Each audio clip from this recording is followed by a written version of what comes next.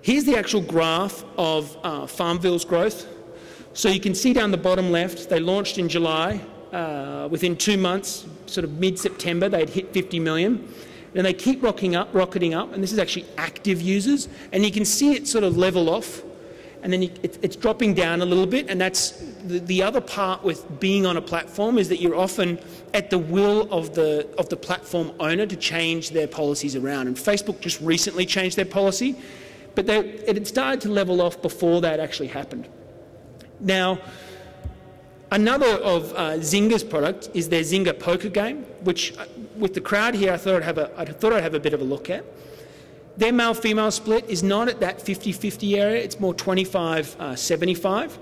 But again, if we look at the actual growth, similar great growth that they can get over a one-year period. So I think at the moment it's up to about 25 million people, but they all seem to level off, and we'd see it in Second Life a lot. With producing a platform, it's very easy for someone to therefore be able to try your application that you create, and just as easy for them to stop trying that application. So you could often see big spikes, which didn't necessarily mean success, and then you would get to a point where you're really having to assess the churn that was happening on your platform. Very early on, myself and the CFO sort of sat down and said, okay, well, what are some of the key KPIs that we can use for Linden Lab to be able to assess and measure and understand what our users are doing? And we came up with the 3 R's.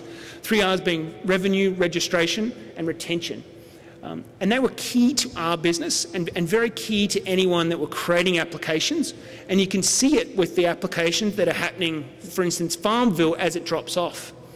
We would easily see, with registration spiking, you could get up to, if you're putting on 10,000 registrations a day, once you hit that 1 million mark, and if you're churning out at around, if you're churning out at 1%, so you're at 1 million actives, you're churning at 1%, losing 10,000 individuals a day, that 10,000 you're adding all of a sudden starts to make your curve start to flatten out. And we'd see that time and time again, and the things that we would look to do was help people create better applications within Second Life, as well as work out different ways for us to do different types of registration to bring more individuals in. So with my new company, with Tipodean, a couple of things that I'm working on is being able to take and leverage a lot of the, I really saw Second Life as a petri dish for applications that can work if you put them out on a bigger scale. So we're focusing on, across the board, enterprise usage of virtual worlds and virtual technologies, and being able to take advantage of those benefits of persistence, of social interaction, of entertainment, and offer them across all aspects of enterprise. So, over the last 2 weeks, I've spent time with the US military, talking about training and simulation, been at some private companies, talking to them about their simulation, training, prototyping uses, and then been talking to individuals about the entertainment side and what is needed to be able to set up a good entertainment experience. And with all of this, I've got, and to finish on, I've got a formula that I like to be able to use in assessing an application. And there's 6 bullets to it. So the first thing that I want to be able to do is leverage platforms or leverage existing registration methods. So there's a lot of talk about things of OpenID and Facebook's registration.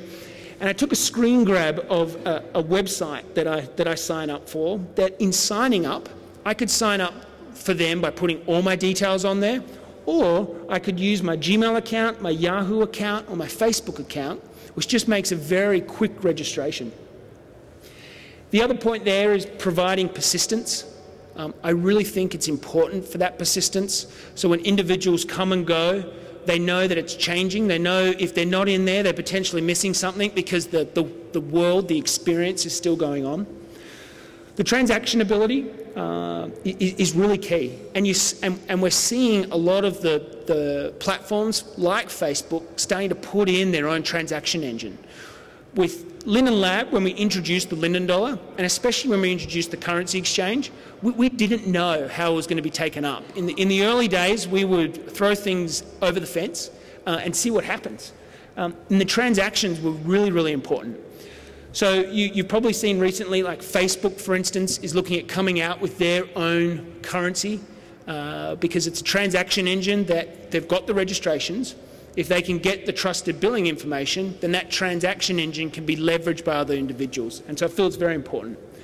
The entertainment sharing, so not just entertainment within the platform, but also being able to share the experience with other individuals. So if I'm at a live music event, I can get the information out to Facebook that it's going on, within Second Life that it's going on, to be able to draw more people and be able to share it with them. And then it's about gathering the data of what's going on and repeating your success. So under all these areas, there's a number of metrics that I will use. And gathering the data, I can tweak any of these components and then repeat. Because what you will see over and over again with the application is, especially when you're on a platform, you'll see that registration spike and then it will start to level off. Now with the data, you know when that's coming, and you can also adjust or create something new to be able to spur on the next growth.